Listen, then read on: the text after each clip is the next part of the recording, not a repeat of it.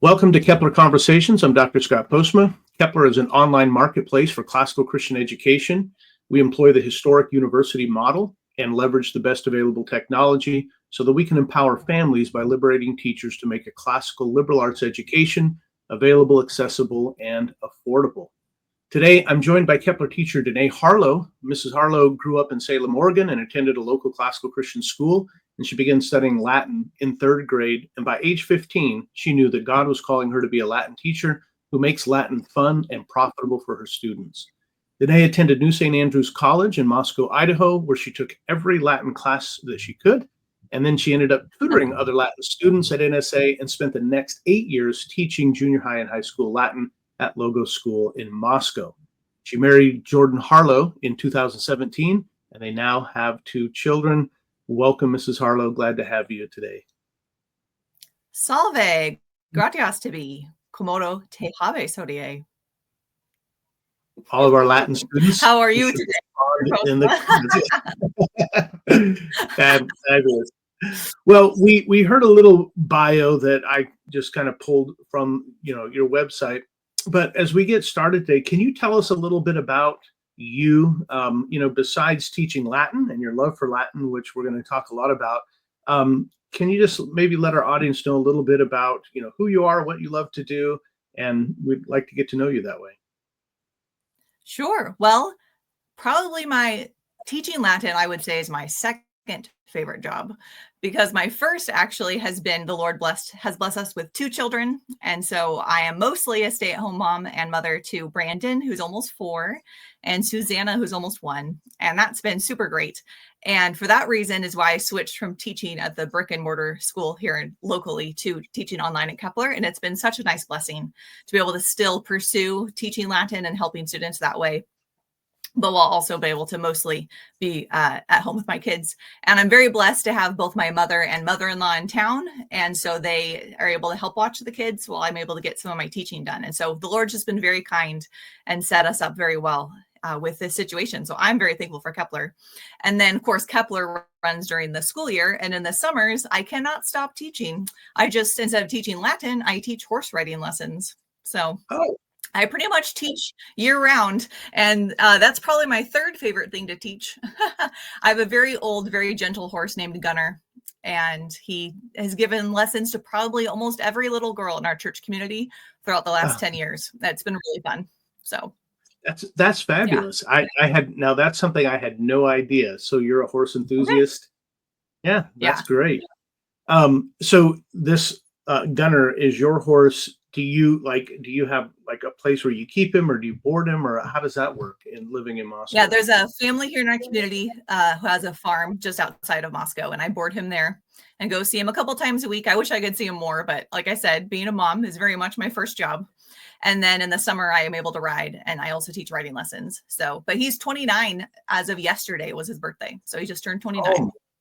Goodness, that's pretty old. Am I not right? Am I right? It is pretty old. So I'm cherishing every summer with him, because you never quite know when will be the last one.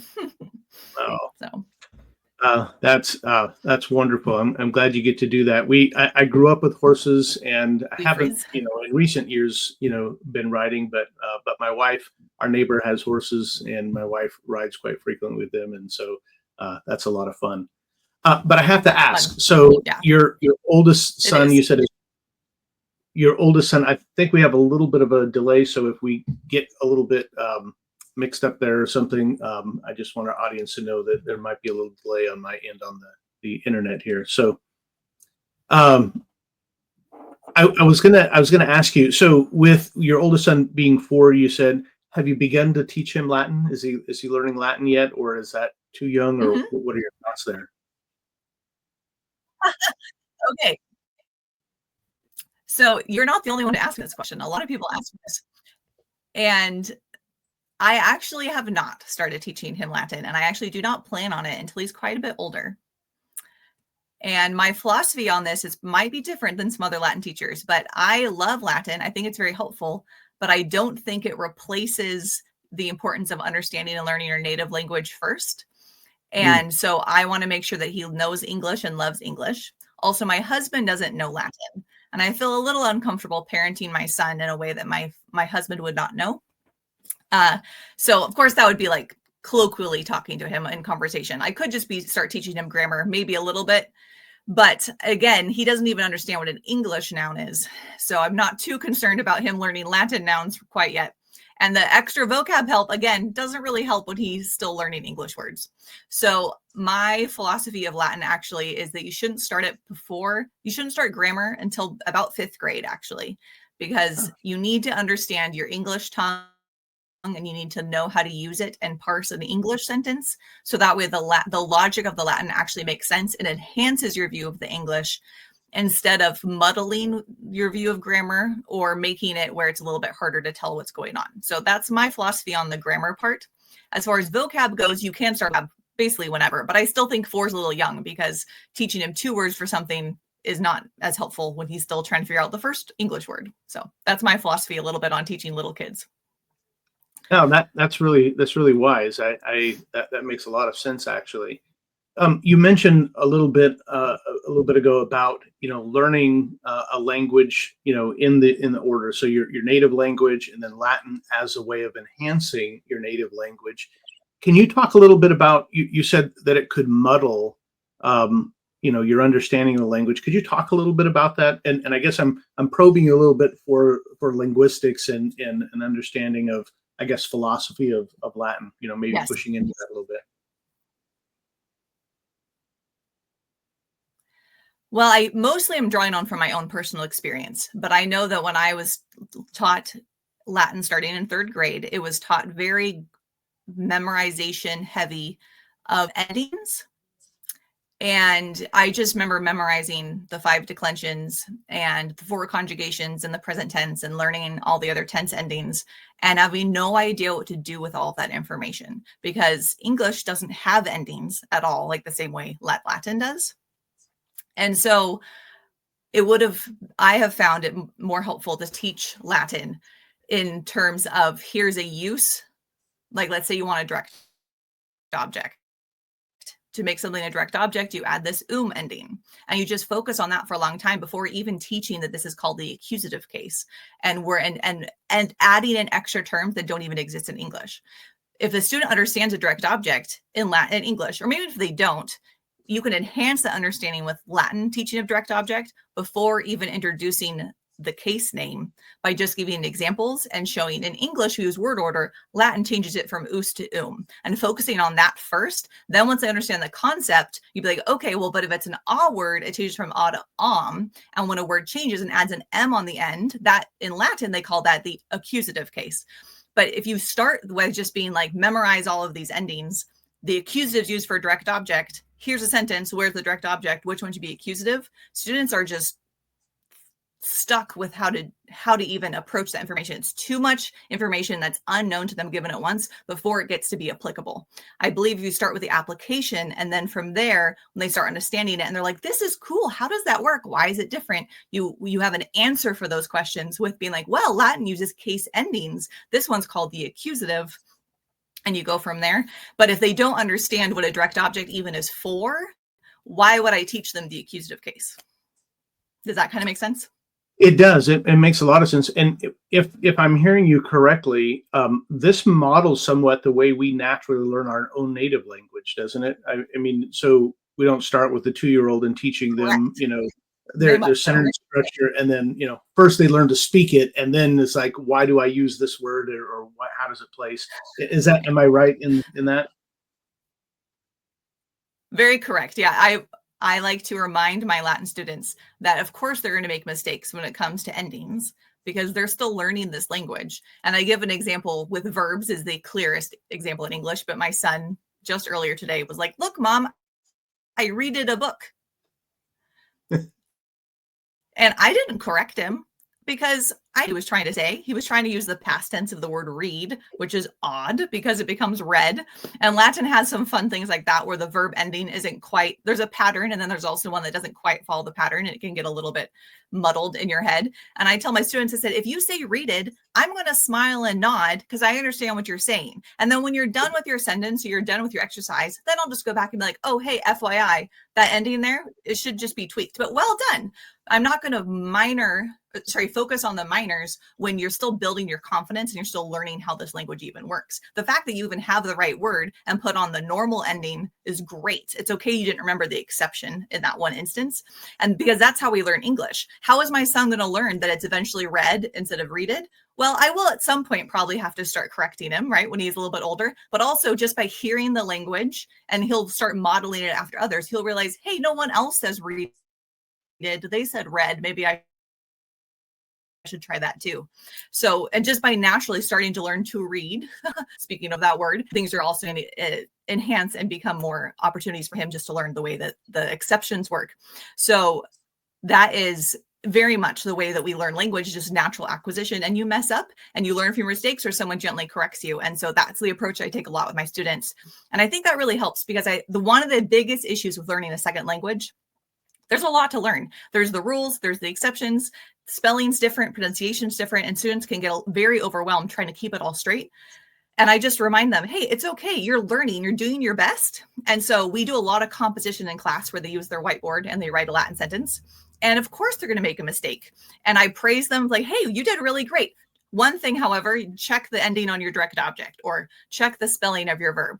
And that encouragement, I think, of being, you did it well because you're still learning. There's going to be a couple things that you need to learn from, really helps build their confidence as they're learning a language. And I know that I feel like when I was learning Latin, that it was a lot of, oh, you got that wrong. And like you circle in the red and you felt like you were a failure because I know I didn't remember this ending. It's like, of course you're not going to remember it. You're still learning. And I think that more casual use and just learning in class how to use something and not everything being circled with a red pen and points marked off really plays to the way that we naturally acquire language. So what I'm hearing you describe is what I think I've been told is called the immersive approach. Is that what I'm understanding? Would that be an accurate statement? It is. Or no? It takes angles from that. I like to call it the colloquial approach. Okay, yeah, and more about that. Yeah. So it's an approach that a former coworker and I coined this term when we were working at Logos School, and we were trying to come up with a way to explain to our supervisor and the board how we were wanting to approach Latin. The most common way the Latin is taught in the classical Christian school movement, well, I should say up until the last couple of years, it had been very much the grammar translation model where you memorize the grammar and then you translate the sentences, and that's all it's ever done. And you can read stories, but in order to read the story, you have to pause and basically translate every word. So it's like you're not really reading the Latin, you're just using the Latin as a vehicle to get to the English, and then your brain can understand it. The immersive language, immersive method is the total opposite of that, where you don't necessarily teach the terms, you just start using it and speaking it, and eventually the kids will catch on, very much like the way you acquire a natural language. If I was with my students multiple hours a day, multiple days a week, I would probably champion that method because it is super helpful. However, the problem being, if you only see your students a little bit every week, like in Kepler, I only have them for an hour and a half. It is very hard when most of the words I'm using or most of the concepts that I might be trying to introduce are surrounded by other things they haven't even learned yet. And a weaker student can get really stuck because they're going to not even know what you're saying and wonder how to jump in and help. So the colloquial method is kind of a bridge between the two. I use Latin terms for things that make sense or a very obvious understanding from their English. An example being every single grammatical term you've ever learned in English is actually a Latin word. So instead of using the word noun, we can just use nomen, which comes straight from it. Verb is verbum, adjective, adjectivum, preposition, prepositio. Their words are so similar that I can just sub the Latin word in and even talk in Latin because I'm using very simple grammar that I know they've already learned, and they're hearing me talk about the Latin in Latin. So that's one way one facet of the colloquial method. The other one is you read a story or you listen to a story in Latin and you talk about it in Latin. So if you were to read something, I'm going to give an English example so our listeners can understand, but let's say it's a simple sentence, a simple story about, right, a boy is walking down the road, he sees a dog, the dog has a stick. Right? I'm going to ask you in Latin, what is the boy doing? And I expect you to answer in Latin, the boy's walking down the road, right? What does the boy see? The boy sees a dog. What is the dog doing? The dog's holding a stick. And so we are discussing the story using the grammar, but we're doing it in terms of that story itself. So in that little, like, I think of it like concentric circles. In the Latin circle that we're going to talk in Latin. And then you learn a little bit more and a little more. So it's just conversationally is what colloquial means. So conversationally, as things come up and as you learn them, we do them in Latin. However, a lot of my class is actually in English because there's a lot of material I have to cover or teach them that they don't even know the Latin for. And I would spend too much time either trying to explain the Latin before using it, or I would have students who would just smile and nod, but really don't know what I'm talking about. That sounds very wise. And I mean, it just takes me back to sort of personal examples of language learning, where, in French class in college, I remember our professor would do a couple days of that complete immersive. And I usually walked away that day going, I have no idea, other than I learned maybe the name of a couple different clothing items or whatever. But then when going to the Philippines and spending, weeks in the Philippines, you start picking up Tagalog, pretty easily because you're immersed in it all the time. You pick up those keywords. So that makes a lot of sense that it's that colloquial, perspective or approach. So I guess that brings me to the age-old question that probably everybody has asked, and I really just am, to be fully transparent, is kind of prompting you, because I'd love to hear your answer to this. Why learn Latin at all? Couldn't a modern language suffice for the reasons students learn yes. foreign language? Yeah. So what, why learn Latin? That is a good question. So there are so many ways I could answer this. So my apologies. I will try to keep it honed in and not scattered. But I'm actually going to go back to what I had said earlier, which is every grammatical term you've ever learned in English is actually a Latin word. Mm-hmm. When we talk about the 3 stages of learning, grammar, logic, and rhetoric, what they meant by grammar was actually Latin. So who are we to argue with the last 2 millennia of our classical Christian heritage who thought it was really important to learn Latin? Now, why Latin? That is a question that actually was answered a long time ago when the Lord God sent his son Jesus into the world. He sent him into the country of Israel, which at the time was ruled by Rome. And Rome had been in its glory, and then continued to, after the reign of Christ, spread into all of Western civilization. And their Roman roads and the fact that their language was universally adopted as the language of the educated means that in order to reach all the peoples in a universal language, Latin was what had to be chosen and had to be spoken. So the Bible was quickly translated into Latin, and all of the church fathers wrote in Latin. And even up until modern day, the scientists and the doctors and all of them also were writing in Latin, because it was a language that was the vulgar language, not vulgar meaning base, but vulgar meaning common. And so we've lost some of that with the Reformation. I don't think that's a bad thing. I think the Reformation was very helpful to be able to get the Bible and our theological works written in our own languages. But there's a lot of Christian heritage and even scientific heritage that's out there that's in Latin that's fun to be able to access in its original language. Now, I don't think you lose anything by using translations. I think God designed different languages. Tower of Babel was a curse, but I think that through other means, God would have given us other languages at some point. Just kind of like God would have eventually given us the knowledge of good and evil, but Adam and Eve took it for themselves. Babel maybe forced the hand of all the languages, but I do think there's a blessing of having lots of languages. And one of the reasons I love Latin is not only our heritage, but the fact that it is the world in which God sent his son. It's the world in which the Bible, especially the New Testament, was written. When you learn the language itself, there are certain things that Latin can do or say that English and other languages just simply cannot figure out how to do. And you can try to translate it, but it loses its poetry.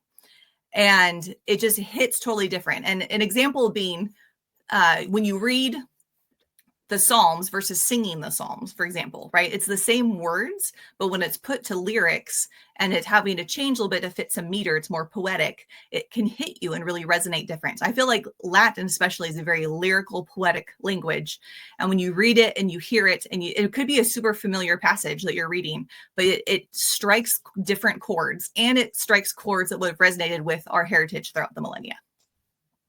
Excellent. Yeah, I've noticed too, just in studying and in translating words, at times there's connotations and denotations in our various words, and sometimes you connect with something through it, and you're like, oh, that gives a kind of a new flavor to understanding that word or a broader context. So, well, can you talk a little bit about the Correct. courses that you're teaching? The courses that you're teaching this year at Kepler Sure. this fall, and maybe what those courses are about or who they're directed to, who should take those courses? Yes. So I use a curriculum or a platform for curricula called Picta Dicta, which I can show you one of the readers I have right here. So there's the little Picta Dicta up there. It's Latin for that which is pictured, that which is spoken. And it actually is not only are there readers and workbooks, but it's mostly actually an online web app that a student goes through where you see a picture of the word and then you hear the word in Latin and then you are learning the word that way. Now, if you want, there's a little button you can click on to give you an English translation because pictures are not always 100% clear. You're like, is that a picture of a boy or is that a youth or is it that he's wearing tennis shoes? And you're like trying to figure out what the picture's about.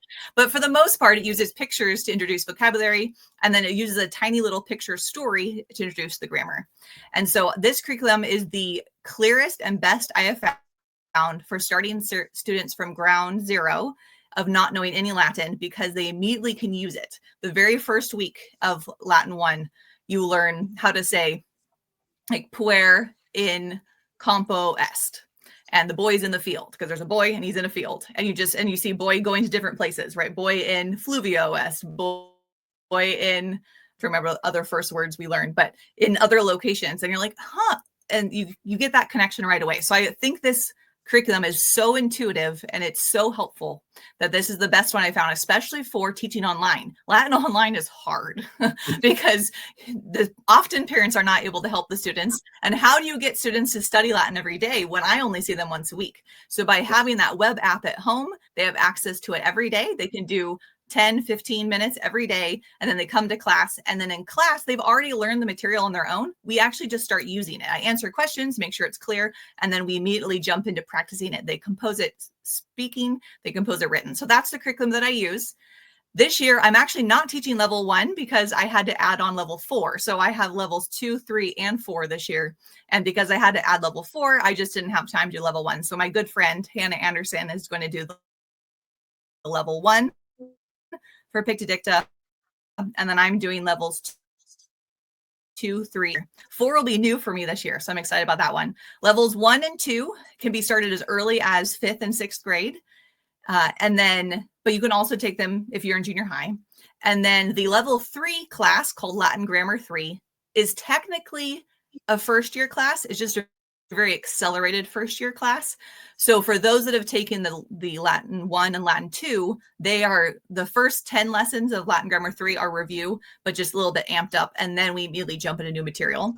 But for those that are in high school and want to jump into a Latin curriculum, it's a really good pace for them. And I like the fact that in Latin Grammar 3 this past year, I had some brand new students of Latin, and then I had students who had already had 2 years of Latin with me. And there were some advantages, obviously, to having done the first 2 classes, but it actually was surprising to me after a little bit how similar their abilities became because the curriculum did such a good job of bringing even those new students along. But then they were also older because they were like 9th and 10th graders doing that Latin 3. And then I also had 7th graders doing Latin 3. But again, the 7th graders had already had 2 years of other Latin. So it really does a good job of balancing the class, because I know that in other circumstances, if I had a 7th grader and a 10th grader in a first year Latin class, that would actually be really hard. But because of the way the curriculum has built, and if you've had those Latin 1 and Latin 2, Latin 3 makes sense if you're younger, or it works great if you're brand new and older. And then Latin 4 is really exciting. We're going to read this whole book, which is entire things in Latin, but it's a graduated reader starting from where they left off in Latin 3 and going up to basically learning all of Latin grammar that exists at the end right here. And I'm really excited to jump into this curriculum. It's actually new for me. So I'm going to read it obviously on my own over the summer, but then go through it with the students next year. But here's just an example, little pictures, and then it's all in Latin. And then this is a prototype. So the actual one has margin notes as well. But so those are the 3 classes that I'm teaching. And again, the Latin 1 and Latin 2, though I'm not doing Latin 1 myself, but it's part of the same curricula, would be for 5th and 6th grade. And then or even 7th grade, you could start with Latin 1. But then high school, you can jump in right to Latin Grammar 3 and then continue on in future years to Latin Grammar 4. And it's super fun. And by the end of Latin Grammar 4, you can read almost any Latin that exists. Fabulous. It makes me want to jump in and take Latin. I've had some very basic. I actually got to beta test when the Pictodicta first came online. And so I got to beta test that, and I can say that it's really helpful. And what you described about the students getting to spend some time every single day in it, and then coming to class, that 90 minutes with you, getting to converse and talk and speak and use it, I found in language learning that's probably the most essential part is using it, because if you're not using it, it's here, but it doesn't get those motor skills of using it. So I love that approach. Well, any final thoughts that you want to leave our audience as we wrap up? I really have enjoyed this, and we could probably continue to go on. I have tons of questions, but maybe if our listeners do, they can jump in and reach out to you. Any final thoughts that you want to leave us with before we go? Well, I think I just want to show a little bit of slightly complex Latin, but also how it is different than English, but also understandable. So I actually I use whiteboards a lot in class. So I pre-wrote this little Latin sentence for us right here. Puero ridente puella plorat. And if you do know Latin, you'll know that the subject is actually the 3rd word, not the 1st word in this particular sentence. The girl cries. This is therefore the main subject of the sentence. What's going on up here with puero ridente? Those are both in the ablative case. You can match 2 words together in the ablative. It is a function of Latin grammar called ablative absolute. And this does not exist in English. In Latin, this is 4 words. In order to convey the same thing in English, you would have to add a lot more material. It would say something along like this. While the boy is in the background laughing, the girl cries. And what's wonderful about Latin ablative absolute is you're able to, with just 2 words, paint an entire picture of what happens in the background. And it's not only physically in the background, it often can be contextually as well. If the Rowan were to read this, they would understand that boy probably did something to cause the girl to cry. In order to convey that in English, you'd have to be like, the boy who had previously teased the girl and is now laughing, right? The girl's in the foreground crying. It just gets quite complicated. You could actually draw this better than you can translate it. Wow. Which is what I have my students do in this particular context. Because you can, in 2 stick figures, you can actually convey more of what's close to what's happening here than trying to translate this into some pretty clunky English prose. So, but to the Romans, though, this is really clear, really simple, very poetic and logical, though, at the same time. This is happening in the background. This is in the foreground. And though doesn't have to be a causal connection, based on what we know about the nature of boys and girls, everyone would assume that there's a causal connection without having to actually even show a causal connection in the grammar. So that's a fun little nugget there of the way the Latin is very succinct, very logical, but also uses the rhetoric to show something that the mere words alone cannot describe. If I were to literally translate this, it would be boy laughing, girl cries. Which definitely doesn't sit the same. No, that's there's a little nugget of Latin for you. That's a fabulous example of exactly what Latin could do. So I'm really thankful you shared that with us. Hey, thank you so much. I know you have lots on your hands with little ones and teaching, and I'm so thankful you took the time to join me for this conversation. And I hope our listeners will go by Kepler.education, check out Mrs. Harlow's courses, and I know you're going to enjoy it. And then also, I'll just make a quick plug here also for Hannah Anderson, who is a friend, and in some sense, I think probably a protege of Mrs. Harlow. And so she's teaching Latin 1. So if you're wanting to jump in this continuity Picta Dicta, that's where you would go. So thanks so much for listening in. Have a wonderful day. Thanks, Mrs. Harlow. God bless you all. Volley.